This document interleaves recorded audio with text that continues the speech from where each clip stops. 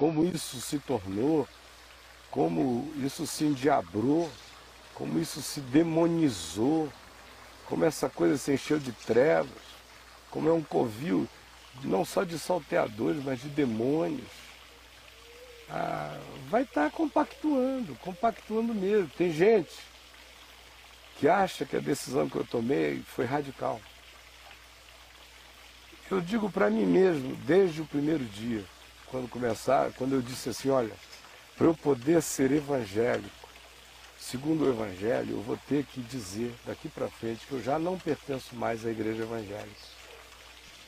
Eu comecei a anunciar isso em 93, em 94, eu ainda era presidente da EVD.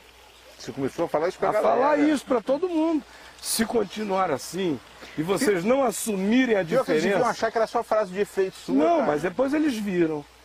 Se vocês não assumirem a diferença, se não assumirem, eu passei a década de 90 inteira dizendo a mesma coisa. Vai chegar uma hora que não vai dar. Falando dos limites do negociável. Não dá. Até aqui a gente tolera, mas daqui para lá não dá. Até aqui a gente tolera porque a gente toleraria a igreja de Corinto, porque a gente toleraria isso, mas passou disso, não dá. Está negando o fundamento único, não dá. Então, pois bem, na hora do vamos ver, a moçada negou fogo, ficaram pouquinhos, e aí deu no que deu. A coisa virou um surto, tomou conta de todo mundo, se misturou com os G12, com as pirâmides, com tudo que já vinha, virou um pacotão, uma hidra do diabo, uma loucura sem tamanho, de controle, de seita, de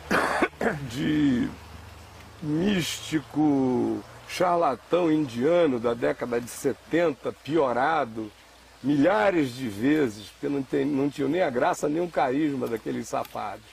Então, ansiedade política de fazer senador, deputado federal, deputado estadual, vereador, controlar o prefeito, influenciar o governador, chegar na presidência, todo esse surto que foi dando em todo mundo, pegando para todo lado, que virou sonho espiritual, que virou teologia, que virou oração.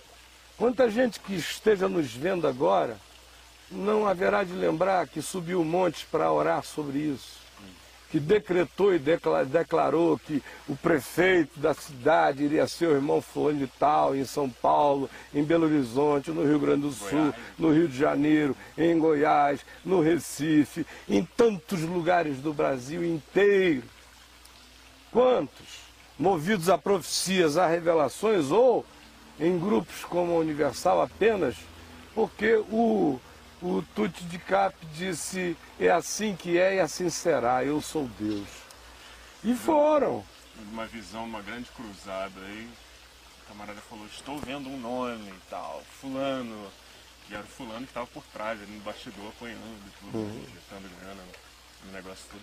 E muita gente dizia que você estava pegando pesado demais com o Universal, que não podia ser tão ruim assim. Falava isso do Caio? Quanto tempo atrás? Quando? Não, em 91, 92. Você já ouviu o Caio? Você sabia?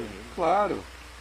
E essas todas coisas, como disse Paulo, todas estas coisas eram públicas. O Jesus também, porventura não estive no vosso meio todos os dias, todas as coisas que disse não o disse em aberto, nada disse em oculto, porque não me prendestes? Eu passei a década inteira, são só os desmemoriados ou os nascidos ontem, que não lembram. A década inteira ali, foi de 91, 92, aí 96 eu dei uma diminuída. Né, Caio, como eu, né? Que nem desconhecia. Ou então os alienados, como eu. Pois bem, aí a gente chega na década, em 96 eu comecei a dizer, chega, minha parte está feita. Aí eu comecei a preparar a minha retirada, Confissões de um Pastor era assim, primeiro passo numa retirada. Pouca gente sacou, talvez uma das poucas pessoas que perceberam foi o reverendo Guilhermino Cunha, que chegou a mim e disse, Caio, eu li o seu livro e entendi que com ele você está anunciando a sua saída.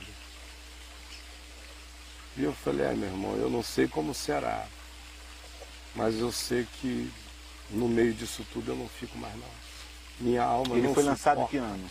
96. Confissões. Eu escrevi em 96, foi lançado por aí. Olha.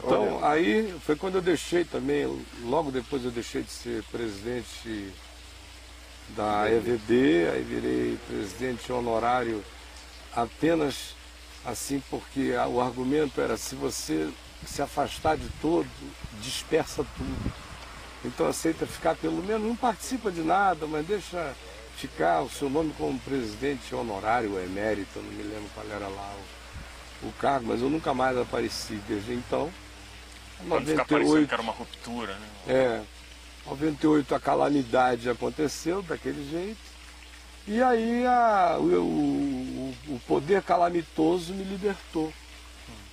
E eu já amanheci o dia 16 de novembro de 98, não me sentindo mais um evangélico, porque foi um dia depois do dossiê Caimã vir a público, porque eu sabia que a maioria dos evangélicos daquele dia em diante já estavam dizendo que, para todo lado, que pena que um dia esse cara foi, mas não é mais.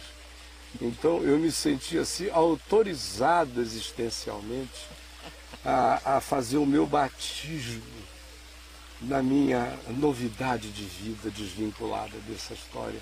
E vocês acreditam que durante uns 2 anos eu quase que vivi sem me lembrar de nada disso?